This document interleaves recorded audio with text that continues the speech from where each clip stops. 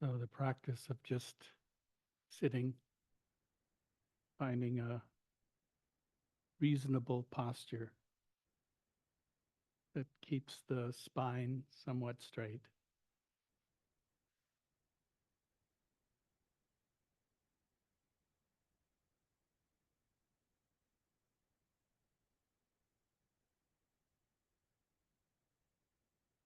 You can't hear me. Well, it's good. Yeah. I don't know. The green light went on. So again, just taking a moment to touch into, first of all, just your posture, and then taking a moment to just feel your body for a moment. This practice is very much about, it's somatic, meaning that it somehow is taking what you know or your mind and allowing it to touch the body in some way. Because usually we either avoid it or we indulge in it, and this is called the middle way. And so it's just a matter of recognizing. I always think it's helpful to do a little bit of just check in with the body by bringing the attention to the feet and just feeling the feet for a moment.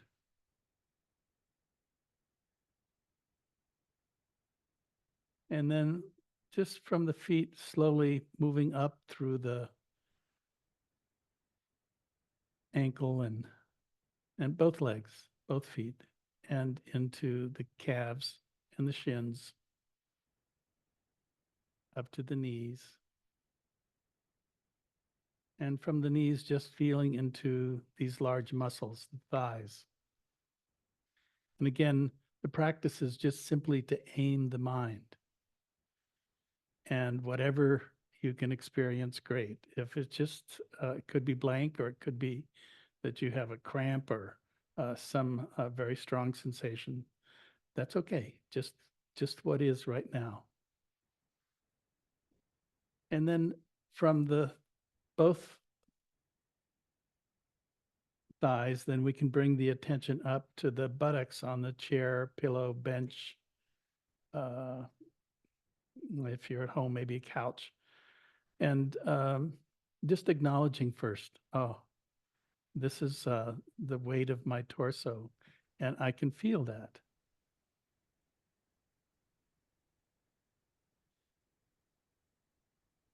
And just acknowledging the back, the what we call the lumbar area, and then taking a little deeper breath and expanding the stomach out.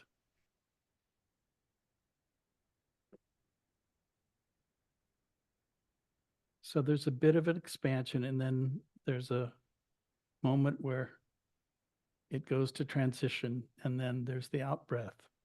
So just a little deeper in breath, holding it, and a little bit of the out breath.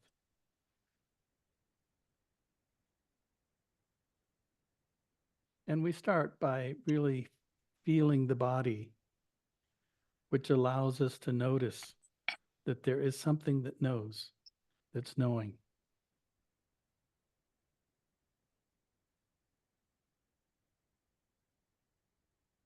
So just as you kind of breathe into your belly, breathe in and out, rising and falling, that in and out. You can then just bring the attention up and higher up the torso into what we know, first of all, the area between, which is known as the diaphragm. So there's that that place or that space, that feeling between. And you can note at this point the vertebrae and the muscles in the back.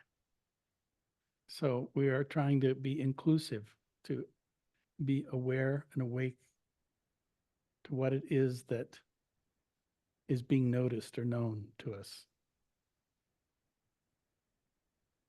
And then just allowing that awareness now to move up into the area of the lungs, And we just start with the lower lungs and just feel whatever you feel there.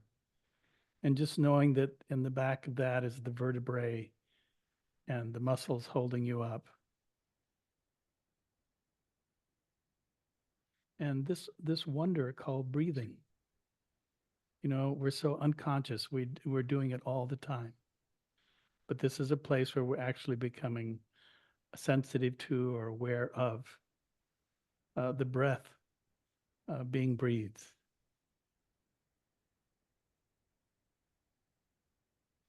And then you can bring now, we're just going to switch our awareness, our attention from from the lungs themselves to the fingers in both hands. Just feel the fingers and there's the back of hand, there's the palm, the thumb, and then moving up to the wrists of both hands. And then slowly beginning to move with awareness. And so we're actually there with that body experience. So there is the forearms, the right and the left forearms, muscles and the bones, and whatever is available to you to make a connection between the knowing and the physical area and place.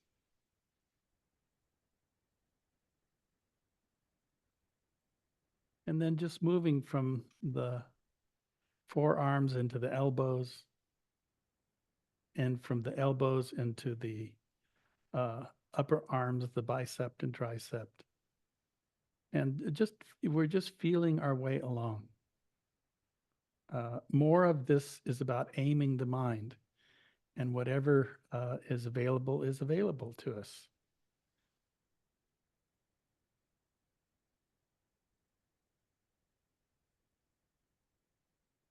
And then just bring our attention. We can just kind of leave that in the kind of the shoulders of both arms, and bring our attention back to uh, the lungs and this expansion and contraction, and awareness of the breath.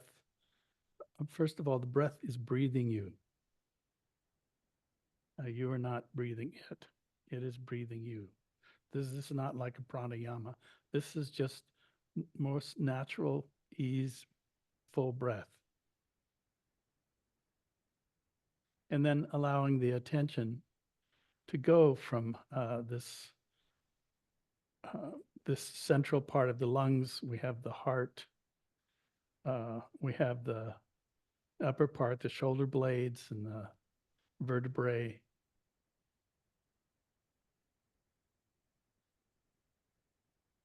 And this rising and falling, this expansion and this contraction.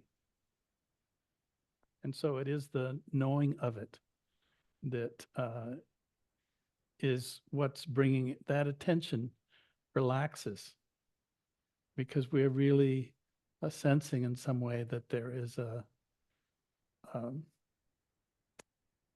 connectedness or sense of wholeness or safety in that connection. It has nothing to do with anything else, but just right here, right now.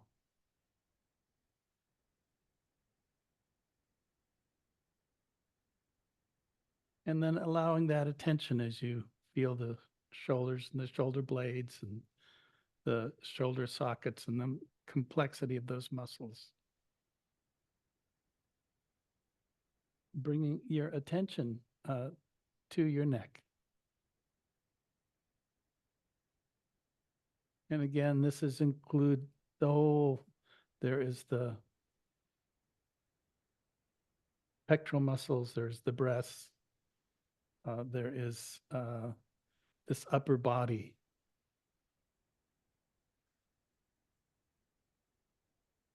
That supports this sense of knowing or awareness.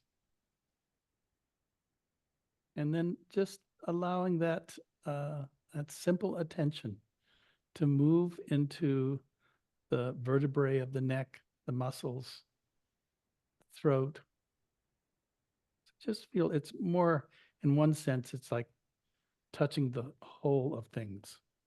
So we specifically may know their names, and sometimes we can actually recognize or feel that area. Other times we're just in the area. And with that truth of this, the mind full of that area of the present.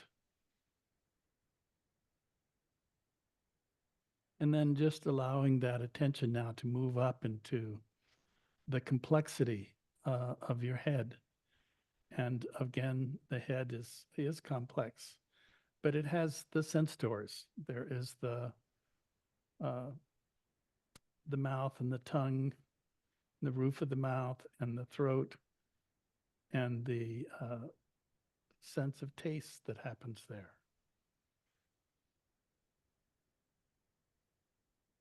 There is just the feeling of the nostrils as the air moves in and out, and recognizing also smell there.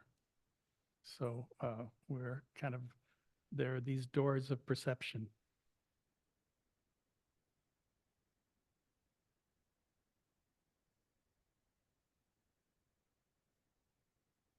And then from there, moving up into the eyes and the eye sockets.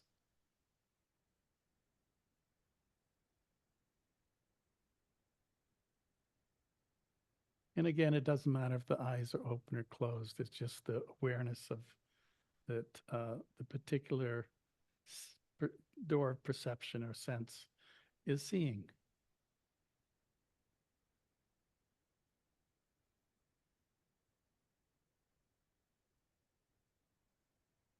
And then you can simply move around. There's the sound of my voice, and it is on the ears and the eardrums.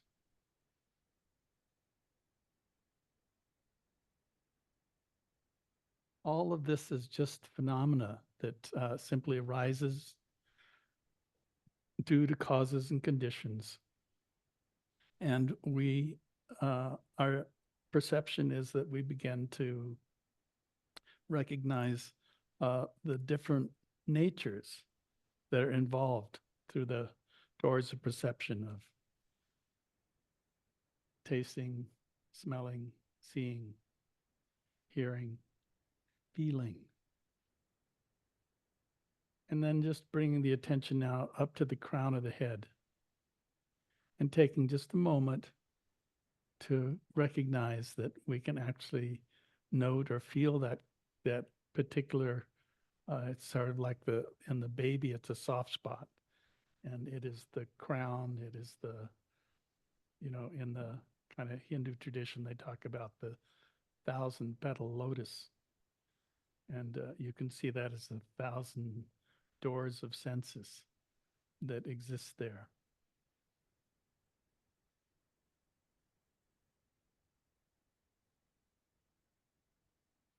And then now we just want to turn the attention around and feel the whole body from the crown of the head, the top of the head, right down to the tip of the toes. Whatever is available, this is your place of practice, is the body, the knowing of it, the different sensations or feelings that arise.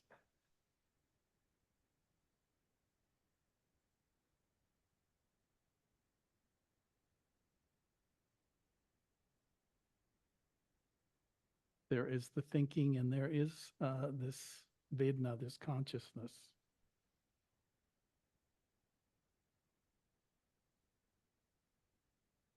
And in this case, we're using that consciousness as a means of a wonderful word, mindfulness, the mind full of what is available to it.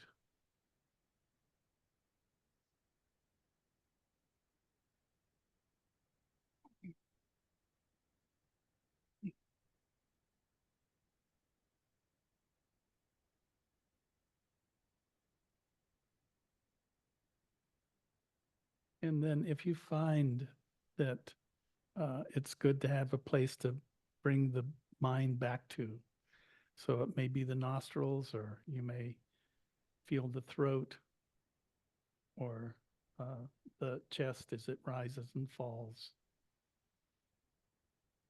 maybe the diaphragm or the belly. But pick one place if you're whatever, maybe I'm sure many of you just have a place, but you can also switch places sometimes and say, oh, well, maybe I know for me, I've used my nostrils for years and years, and then I found that more my belly, which helped ground me more. So when the mind was aware of the belly, there was more of a sense of ground and connection.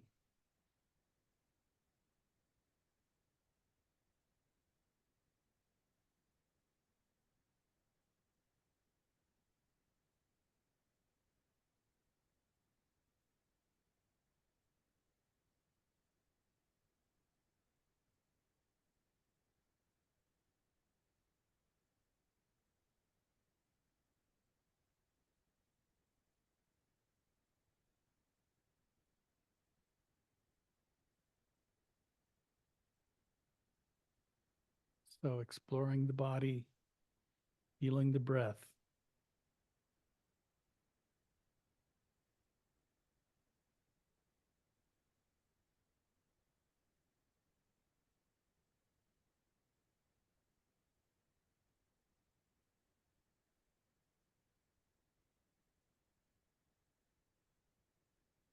And one more aspect I like to kind of touch into, and it has to do with the heart. And you can put your attention on your heart and realize there is this possibility of softening, sense of openness and kindness. No need to dwell on the past or anticipate the future, but just stay here.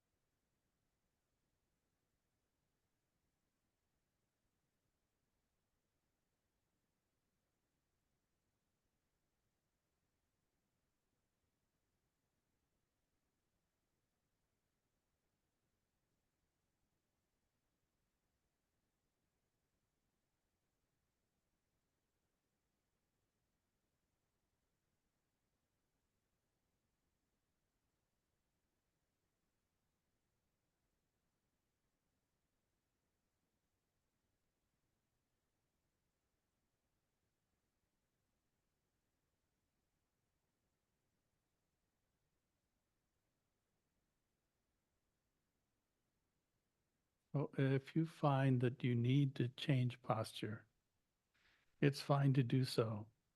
But the request is that you are mindful of the actual process of if it's your knee or back or something that you have to move, do it mindfully.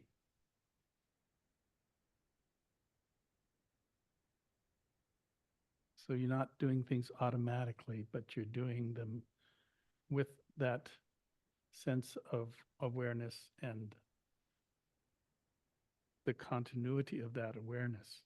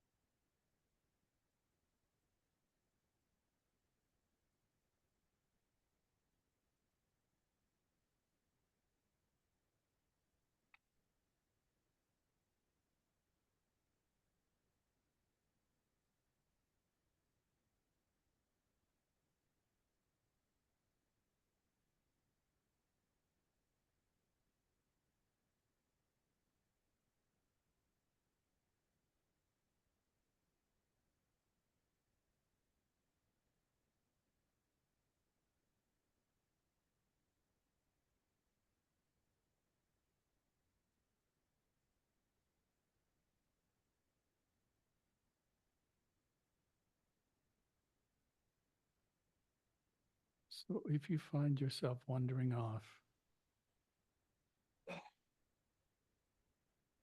then just stop. See if you can't just let go of the thought or the different sensation and start over. Come back to this, we could call it 0 point.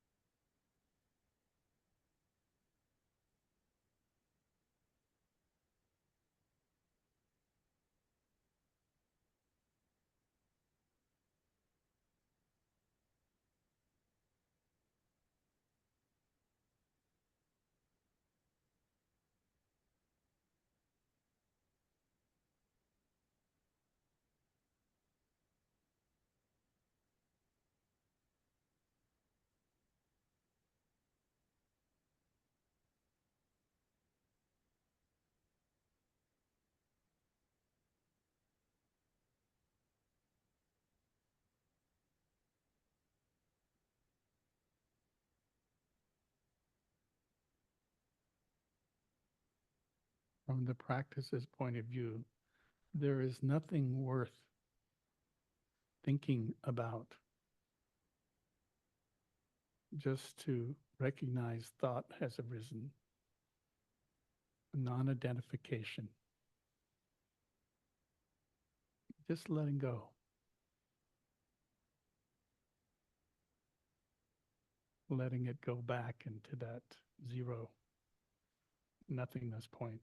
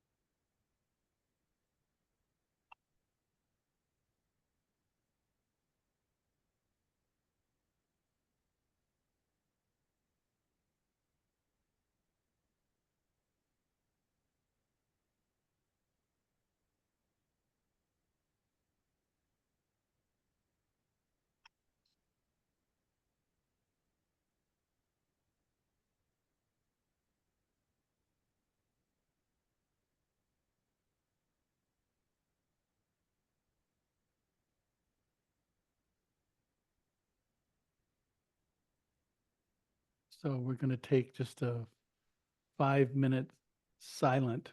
Uh, so I wanted to just start with one of my poems, and then we'll see where I go. No one knows for sure, especially me.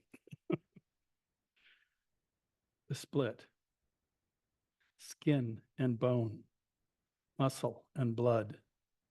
You, who in your youth I betrayed, abandoning you for my stories, my ideas, my dreams, leaving you in some dumpster in the Haight Ashbury, hoping one, one, hoping no one would notice. But you, like a sly fox, shadowed me to India, barefooted, hair matted, greasy, bowels bubbling, gurgling, waiting again and again to be noticed.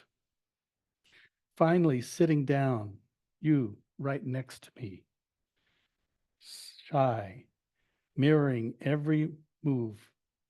First, you scolded me, tearing at my knees, crushing my back, bringing me down so my face was on the floor.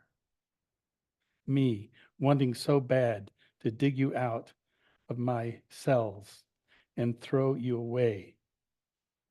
You claiming your rightful home. Washed with tears, we walked hand in hand towards the cliff.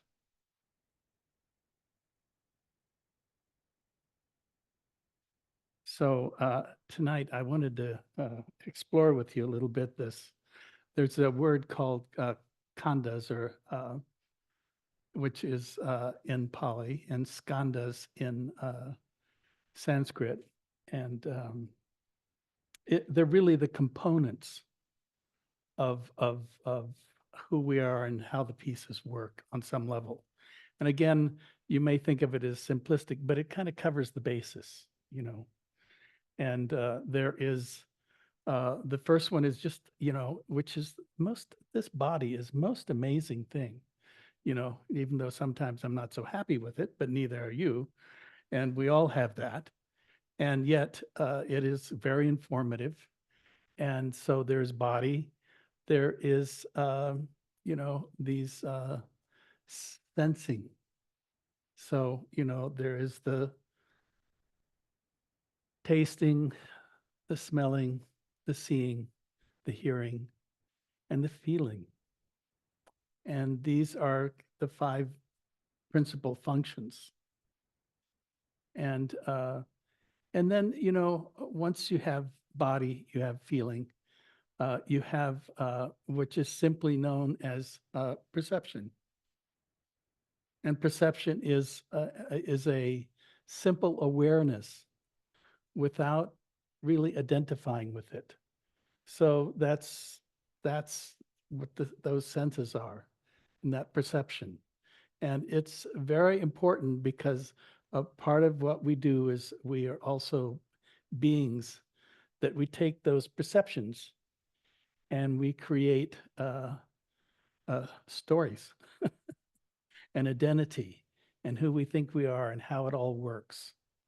And the idea here is somehow that you need to make friends with, in a sense, the storyteller, because what's true is that uh, that the pure perception, which is when the mind knows something, but it doesn't make anything out of it.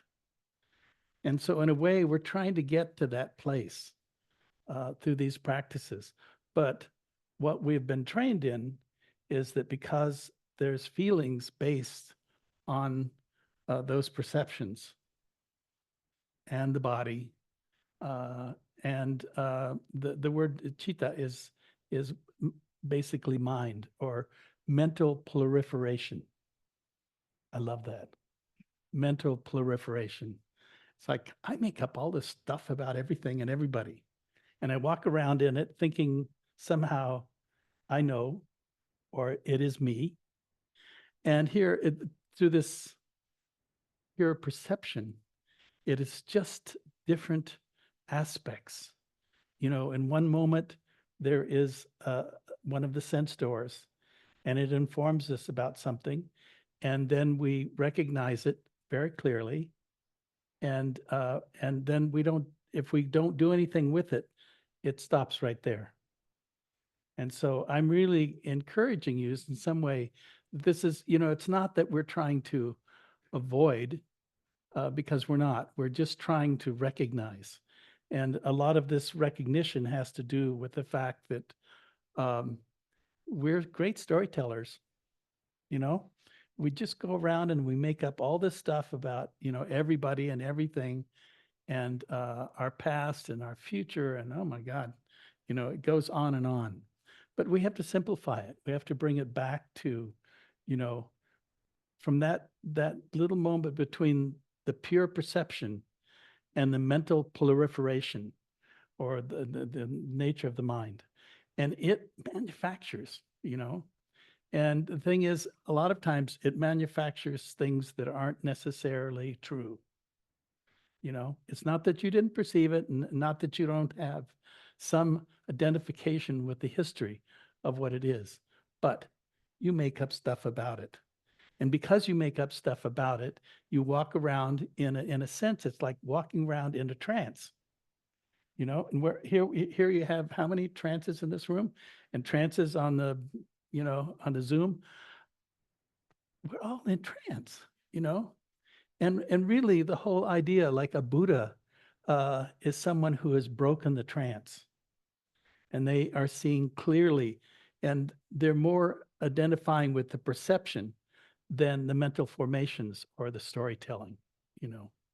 And so we have to know this, though, on some level, and then we have to figure out how are you not going to create more story, and with stories, which means there's all kinds of identification and all kinds of feeling that go with that. And so you walk around, in these lovely trances, and somehow, there's a problem with the trances, is they, one of the things that happens with it is we begin to, see ourselves in a certain light and others in a certain light. And so this thing called judgment, you've heard of this one, you know, and it comes up, and it in a sense, not only have you, warped the perception, you have created an identity, a story about, I know I had tons of stories. I was really good at that, And I remember when I first went to India, it was like, oh my God, what am I doing? You know? And but fortunately, I the first year and a half or so, I had Tibetan teachers, and I loved their stuff, but I didn't know where the origins of these practices came from, you know. So it was such a big deal to suddenly touch into the origin of where these teachings came from.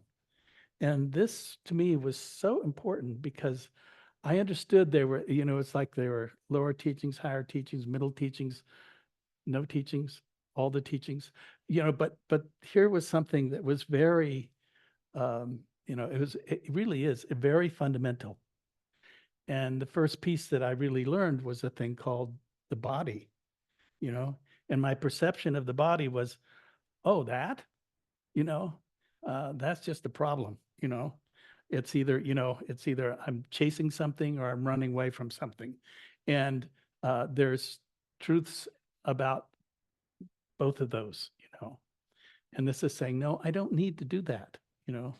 I need to kind of stop and look, we have to turn our attention around and begin to see that, oh, there I am telling a story, or that a mental formation.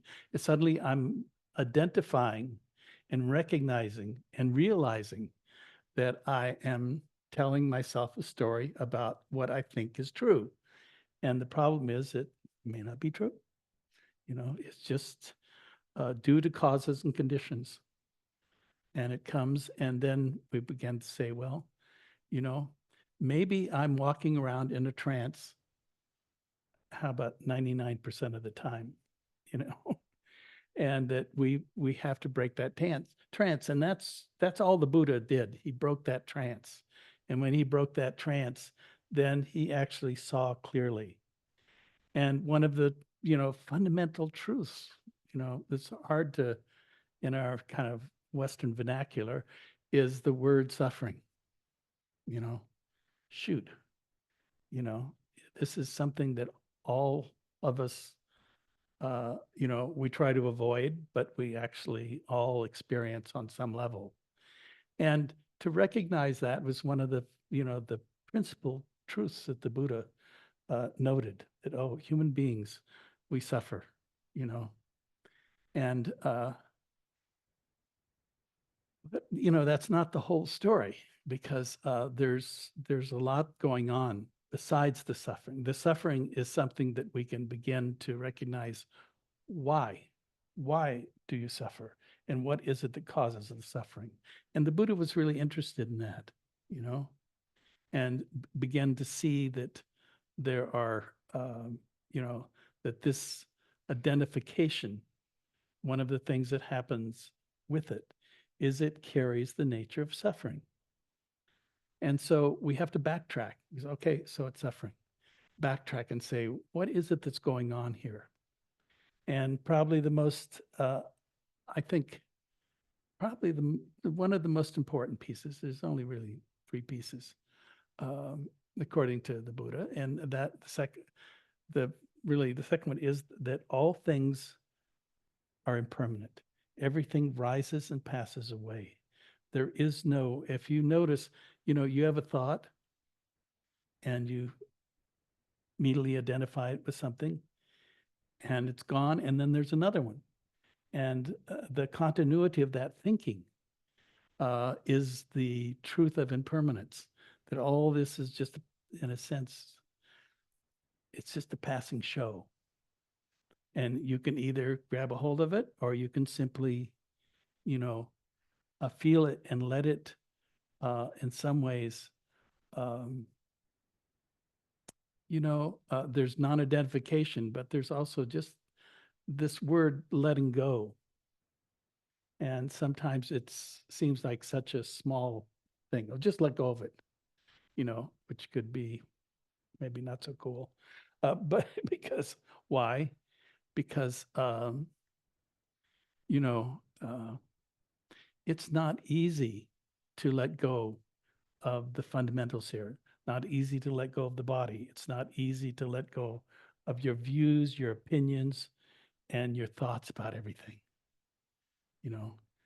But most of that stuff gets you in trouble, And so we begin to, in a sense, it's a, study of what we think and what we feel. And as we begin to study that, then there is a natural sense of, of some bit of understanding, because you see the impermanent phenomena. You see everything arising and passing away. You never have, nothing ever stays. It's just like constantly in flux. And so in a sense, you start going, well, why should I hold on to that if that's what the nature of things are? It's just in flux, And then there is actually a great, one thing in suffering, it's true, when you realize, oh, this is just suffering, there's letting go of that and going, oh, okay, I got that. And then there is the impermanence, and I see that, and I go, oh, I can actually see that I have the power to let go of it. And by having the power to let go of it, it simply then, in a sense, it kind of illuminates one of the core pieces here. And this third one is the core piece, which is really that core piece is that, it could be called identity, could be called self, it could call me, mine, in some way there's a dualistic identification that, in sense, keeps it as a self-referential, always referring back to. And this is saying, well, the movie here is much bigger than that. And so let's see if we can't eliminate some of the I, me, mine to see that there is a bigger picture in the kind of selfless nature of things.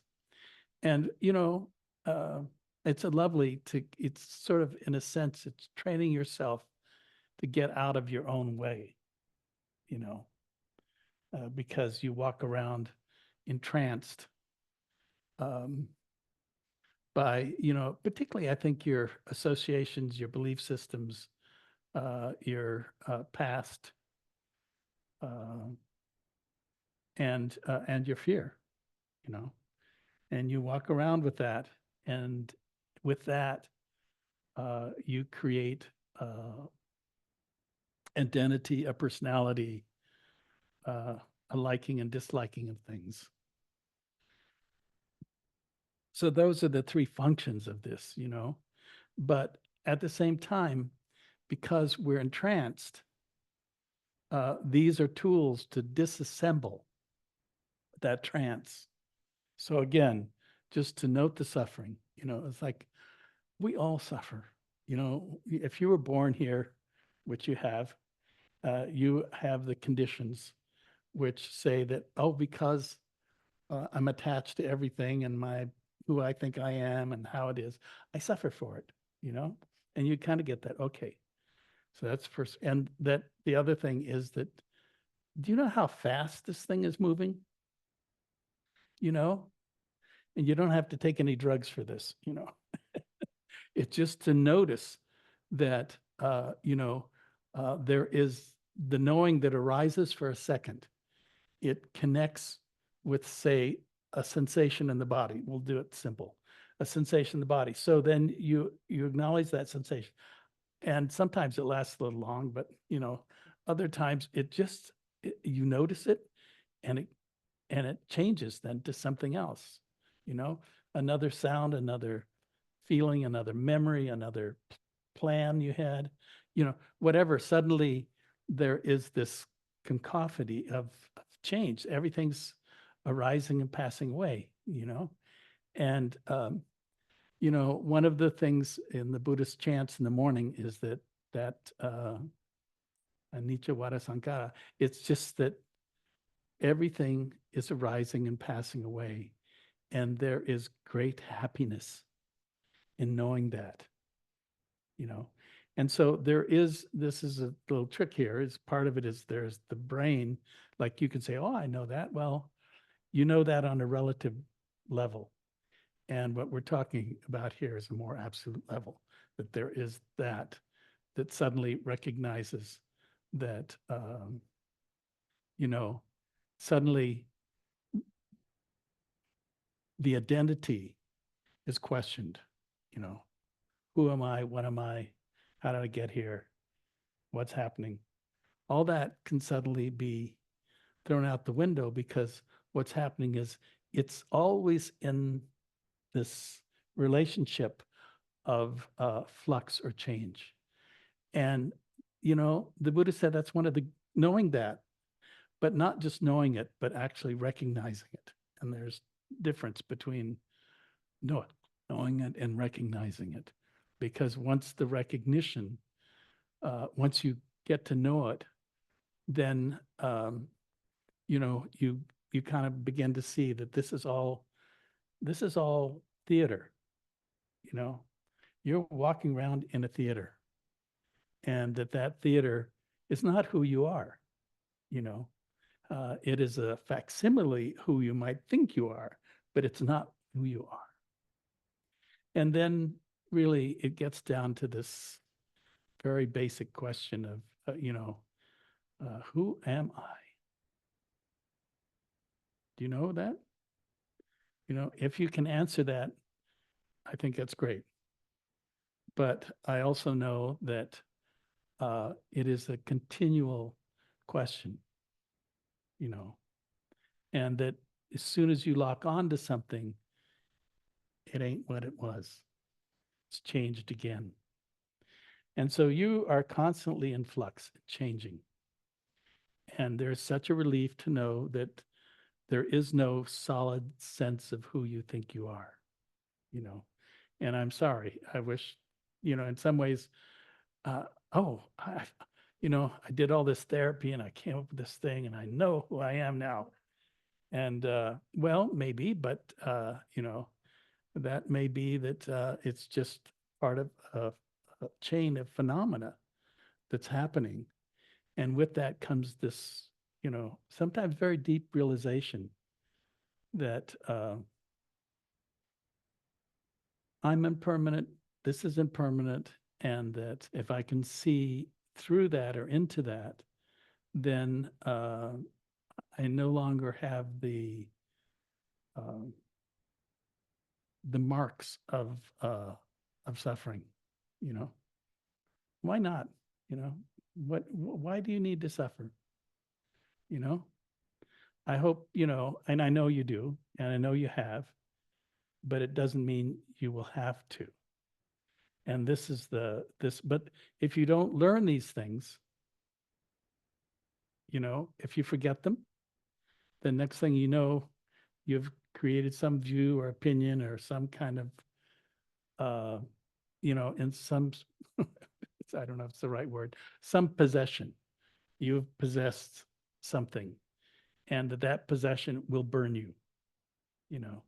So to learn this is to actually learn how to just let it go, because ultimately, whatever it is, and even if it's uncomfortable, it will change. And that is, if everything stayed the same, oh, it'd be miserable, you know.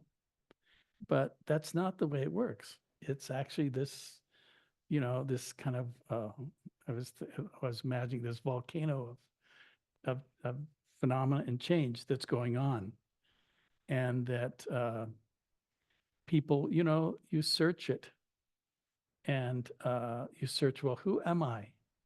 Well, maybe you aren't. Would be nice, you know. But I know that's a big stretch, because in some ways, I think back in my journey in the 60s when I first went to India and started kind of following some of these teachings. The truth was that, uh, and this is actually a true story, is you can go, but I hadn't created an identity, enough of identity. So I went there and totally disassembled, you know. And then I had to come back here and go through therapy and, all my parents and all the garbage that was there had to be, first of all, in a sense, re-owned and then untangled. So it's not necessarily a straight trip. And I hope that you can, have created a, uh, a strong enough sense of self that you can disassemble it. But I understand if you haven't, you know, that you still will have to do that though at some point. Because ultimately, what is this? It's called the middle way. The middle way is disassembling and assembling. And somehow you're going to have to find that middle way where, you know, you're not attached to things, but you're not asleep to who you think you are, you know, and fun stuff. Well, it is, I mean, most people don't even think about this stuff, and and so I applaud your interest in trying to figure out who you are and how this works. And what a huge universe we're in, you know? This is, maybe we don't know that, um, or that word magic is kind of a question, you know? But this is a magic show, you know? And, you just go look at nature, look at the changing of the moon or the rising and falling of the sun, and just and the plants and how all of this is happening. It's a miracle, you know? And we also, um, you know, when we no longer are clinging to who we think we are, and there is some breakdown of the story we tell, and, you know, maybe if anything, it just gets thinner. We're trying to just thin it out, you know, because if we can thin it out, then uh, one thing, there's less likelihood of suffering. You noticed I said less likelihood, you know, um, and that, you know, as you kind of thin, because you're thinning out who you think you are, or thinning out the self, or however you want to put it, and that suddenly it becomes more aware of the, you know, of the phenomena of being here, and that, you know, geez, it's a phenomenal world, you know, and we live in such a beautiful place, you know, it is extraordinary, you know. And I always think, you know, I'll go back to Asia in October, and which I do pretty much every year, and uh, one of the things I like is the contrast. It shows me how caught up I am in, you know, in my cultural identity, which you're part of my cultural identity, unfortunately, for me, you know, because it doesn't give me contrast. But I can go to Asia, and I live and when I'm in Bangkok, I live in this apartment that, you know, there isn't another foreigner for a mile in any direction, you know. And so I'm out of all my identifiable uh, world. And so suddenly, you know, things are new, even though I'm a bit on the elder side of things. And what is it? I don't take to change so well. I like routines, and there I don't have one. So it's like, oh gosh, who are you in this? You know, and and I like that, you know, because I like you. I have I like the idea of being safe, you know, but I find I can also create safety in worlds I don't understand or know. And it's all about how I approach things and how I feel and know things. So that's to me one of the wonders of travel, is that I kind of leave one identity behind, and then I try to create another one, but it doesn't work so well, you know, because I don't have any of my props. And I spent all these years building these props, you know. I got house, car, all that stuff, and all that is just, you know, just stuff. And so I'm going to throw it out for some questions, and I know the people on Zoom, I'm not leaving you out. Um, and so we have a microphone, and we'll just see where we go or what we do, or maybe we don't do anything, and that'd be okay too. So, Jen, you're going to be the carer, Yeah. the what I'm trying to think of what we're going to call you. You know, the water bearer. No, it's So this is Doug. Jen. Yeah. Douglas. Great. And we'll trade off with friends on Zoom. Good evening, John. Good evening, Douglas. Douglas. I was following along with the Skandas, Yeah, and we got to mental proliferation. we didn't get to consciousness. Was there another one? There was one more, and it was consciousness. In some ways, it's not, you know, consciousness is not something that, you know, you can, I mean, it's there, but it's not something you do anything with, you know, because it's always there. It's just like saying, um, you know, the thing about these five, so there's body, there's feeling, there's perception, there's mental formations, and there's consciousness. But consciousness, here's the tricky thing about it. Those other things can't be here without that. So it is, in a sense, when they use the term, there, I love this Sajjan Shah's statement, there with the knowing, But what is that? That's the knowing that knows whether, you know, how about enlightenment? Let's know enlightenment. Okay, that's too fancy. But we know a thought, we know a feeling, we know body sensations. These are quite identifiable, and we know mental proliferation. So those, but consciousness is not. It's only married to those other four. But you can't separate that out. Matter of fact, you can't separate any of these out if you're, a human being.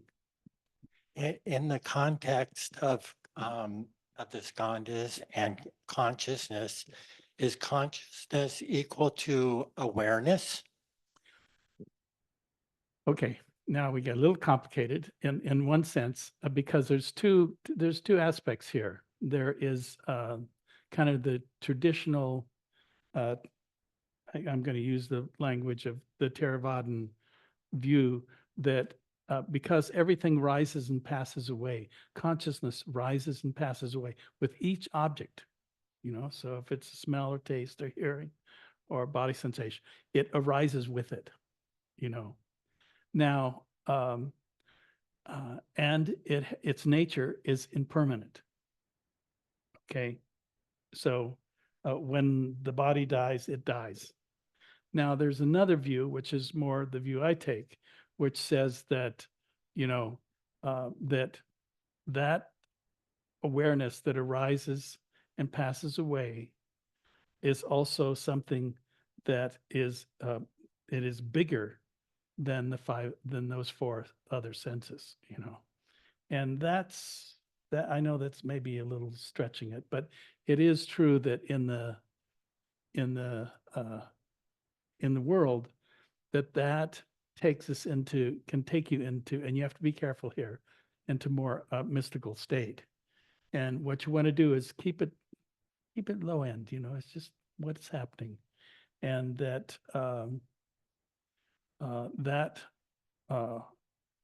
kind of awareness that isn't born and doesn't die. It just exists. And I like it. So, I understand the other because it's really, it's so true of what we know as human beings, rise and pass away. But there's also maybe a wider lens.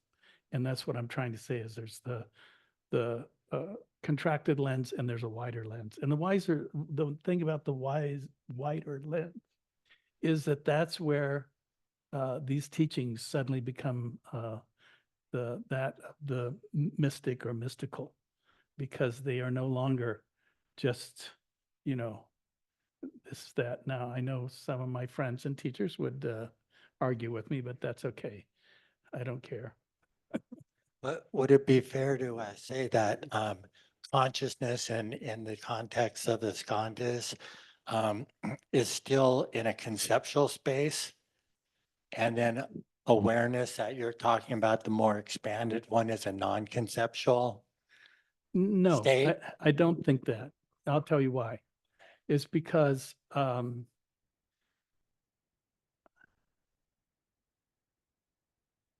this is the part that's things arise and pass away, yes, moment after moment, but there's a context. And so the context is much bigger because the context includes the rocks, the stream, the trees, the plants, the birds, all the creatures, all of it. So that's the context.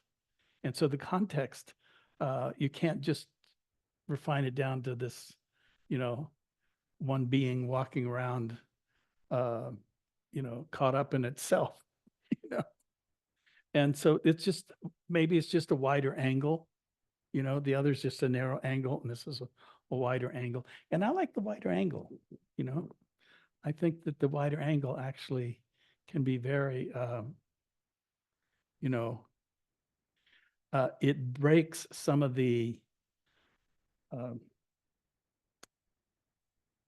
the sterileness of the perception, you know, because then you can see kind of things aren't, there's more to what they are. And that's not in our conceptual kind of framework of those condas or skandas, you know. So that's, I'd like that. I think you do too, Yeah, being a plant man. thank you, Yeah. John. You're welcome. We do have another question or comment here in the meditation hall, but is there someone on Zoom first?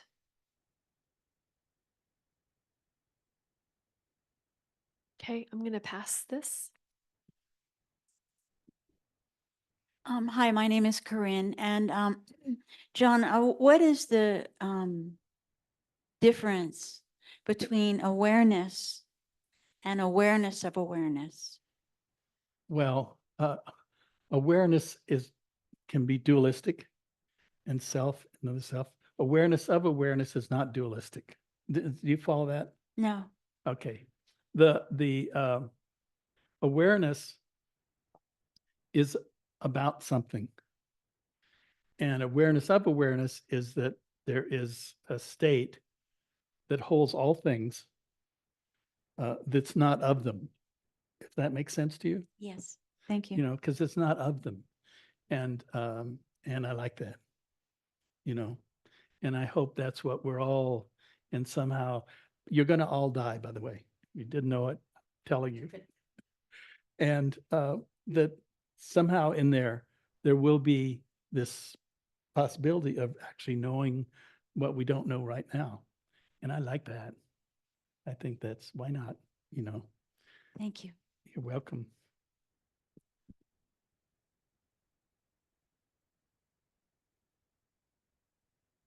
Oh, okay, we have lots of hands in the Zoom, in the real hall.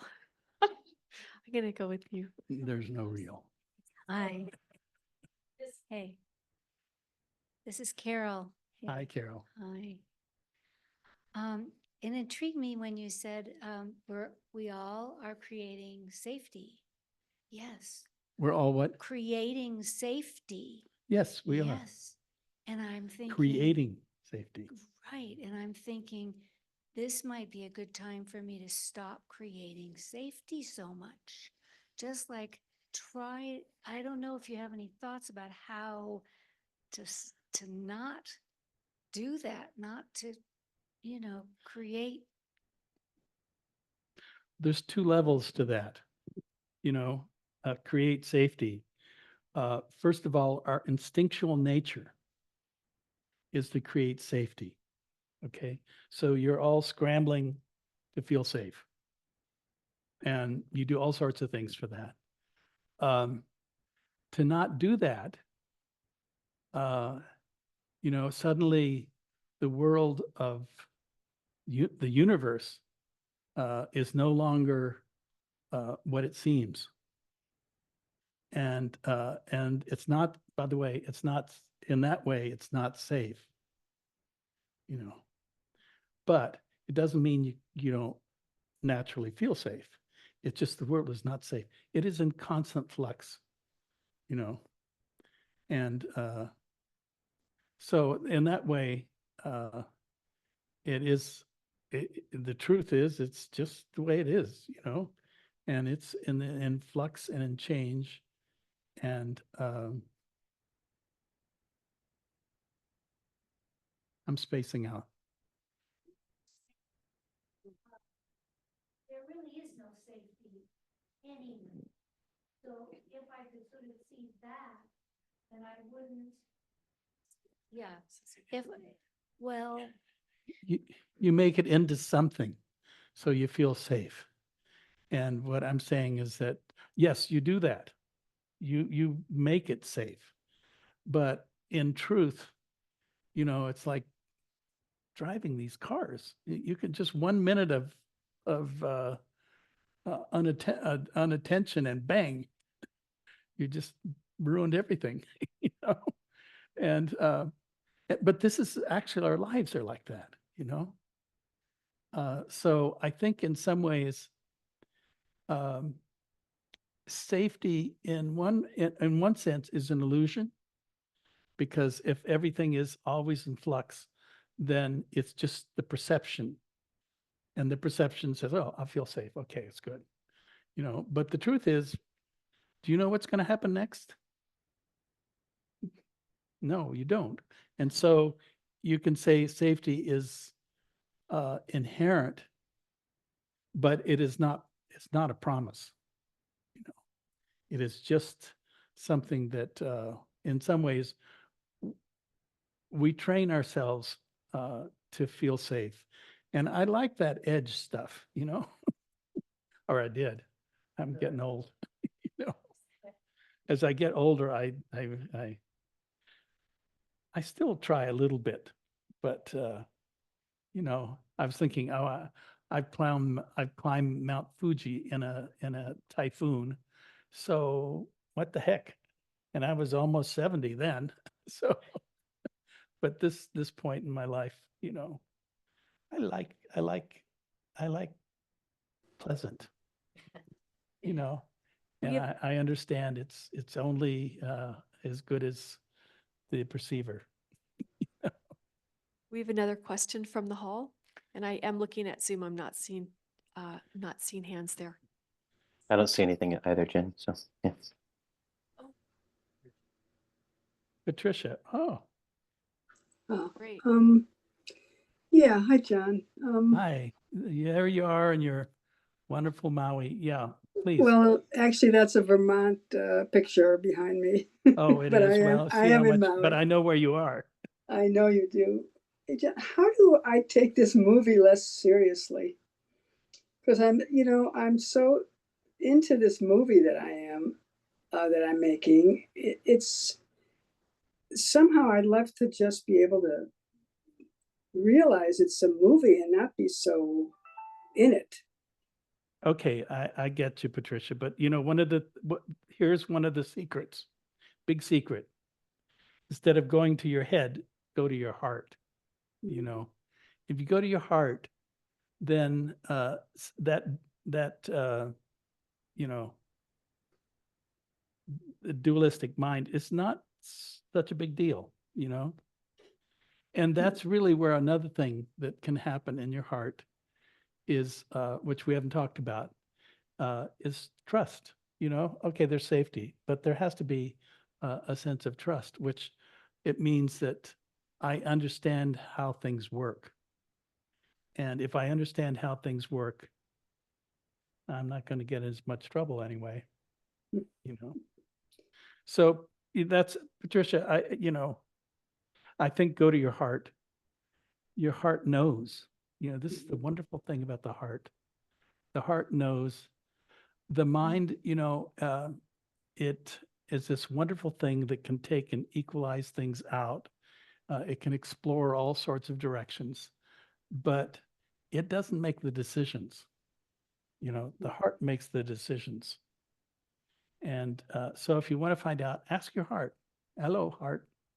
What you got to tell me? I've thought it 10,000 ways, and I know I'm right, but you know, maybe you aren't. If the heart says, "Oh no, not really," no. Yeah, So thank anyway, you. that's what I would say, Patricia. No, and It's I good to see you. loved what you said about this idea of not taking it so seriously and kind of just enjoying more of life. Why not?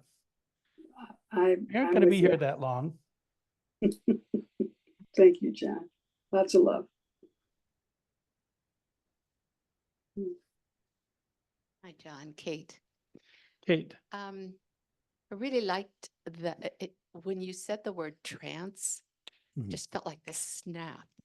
And I really like knowing that that's what we're doing, Yes. There's the story, we're making these stories, we're walking this illusion, we're walking around, we're in a trance. Exactly. And so it's the funny thing is though, we have to sort of trance dance with others, you know? We do, and they're all tranced. Everybody's trancing. This is a big trance dance.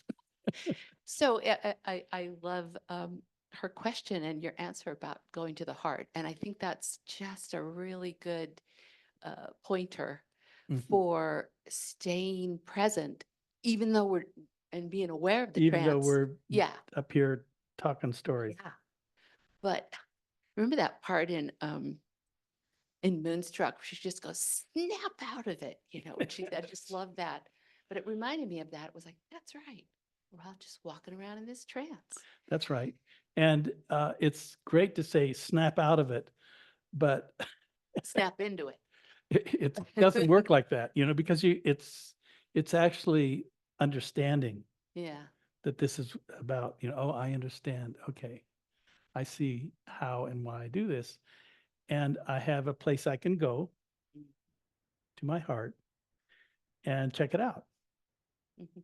You know, it's great because it usually it tells you the truth. Sometimes a little warped, you know, especially when it gets into attractions and stuff. Mhm. You know, then it can be warped. It usually is.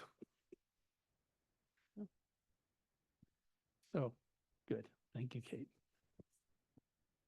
Any questions or comments from Zoom? Okay, great. We have another friend here. Hi, I'm Vivian. Thank you for your poem. Oh. That was I really like your poems. Thanks. And I related to it because I also, and going to India and being angry at the body and that whole thing. And I totally related to that because I went through that. And I blamed my body for a long, long time for suffering. Mm. Even still, it comes up where I'm thinking, you know, we have to eat and kill things. And we have, you know, if we didn't have this body, you know, we wouldn't, you know. So, but your poem just moved me to seeing the body as innocent. It And it was really lovely for me. And the meditation where we were going through the body, which was prior to the poem, but I was already like going, oh, the body is innocent. And then the poem came. So it was just a beautiful icing. But I had some questions of going through the body and going through the senses. And in particular, when you said you talked about hearing. And so I experienced hearing your voice. Now, with seeing, I see the objects kind of outside of myself because I'm drawn like this. sound. But with the sound, it was like my awareness of where you were, whatever that is, was in my ear. Mm. And so there wasn't, so somehow the sound, are you you're understanding what I'm saying? I can see. Yes. It seemed like a beautiful doorway to unity or to that sense that there isn't any separation. It's been used, you know, as a means for connection or transcendence since beginningless time, probably, you know. So it is a wonderful, you know, I think of the chanting and the, you know, the mantras and there's so much that we as human beings can be facilitated by sound, you know, and then there's the other there. So that's the outer sound. Then there's the inner sound, you know, which is in you know, in this tradition, there's you know, they use the word in the Sufis, there's a shabkar, and And, you know, it is the sound of silence. But that's a pretty big sound. And it is not necessarily dualistic. It's just here and here and here. You know, So I use that um, in um,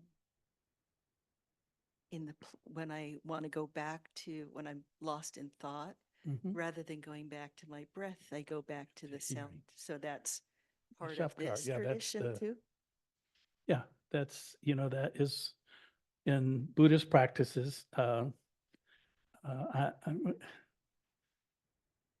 Sumedho particularly uses just sound, you know, as a means to come back, you know. So, you know, there are many different forms and techniques. Mm. And he particularly loved that one and used that one. And it was interesting was his association was to the sound of silence was actually that it was the association to nibbana or to freedom. Oh, Okay, Thank you. that sounds pretty good to me. That That's sounds not really bad, huh? good. Thank you. You're welcome. I'm sorry I'm sitting so far over. I know it's hard to. It's fine. I see we're coming to the bewitching hour. And so I want you just to take a moment and kind of take in wherever you are right now. And see if you can't just bring your attention to your heart.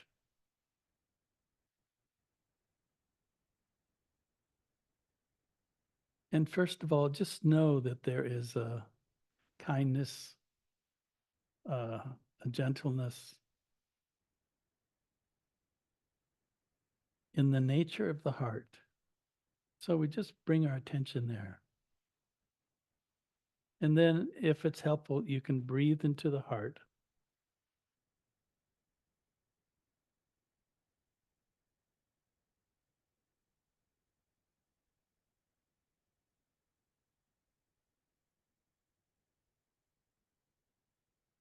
And then as you bring your attention to your heart, you know, you can just wish for yourself, may I be happy. May I be peaceful. May I be free from any inner or outer harm. May I have ease of being. Just let that sink in on some level.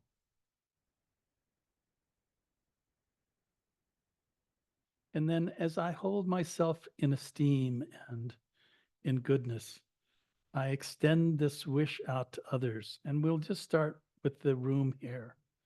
All and people on Zoom, you know, the intention here is all about seeing, and hearing, and awakening. And so we honor all that come to explore this process called awakening. And then we go from just those people in the room here, and we'll include your family and your friends and all your relatives, whatever, and extend to them this wish. May you be happy. May you be peaceful. May you be healthy. May you be free from any inner or outer harm. May you have ease of being. May you awaken. And as we wish for others to awaken, so it is for us that we hold all beings in this esteem. And I will say the seeing, so there is the seen, those beings that are seen and known by us, and there are those who are not known by us. And then there are beings that are outside of the realm of body. And we extend this loving kindness to them that beings everywhere, known to us and unknown to us, beings in body and maybe not in body, may all beings everywhere, everywhere be happy. And if there's any merit that is occurred through our coming together like this, that it is ultimately for the benefit of beings everywhere.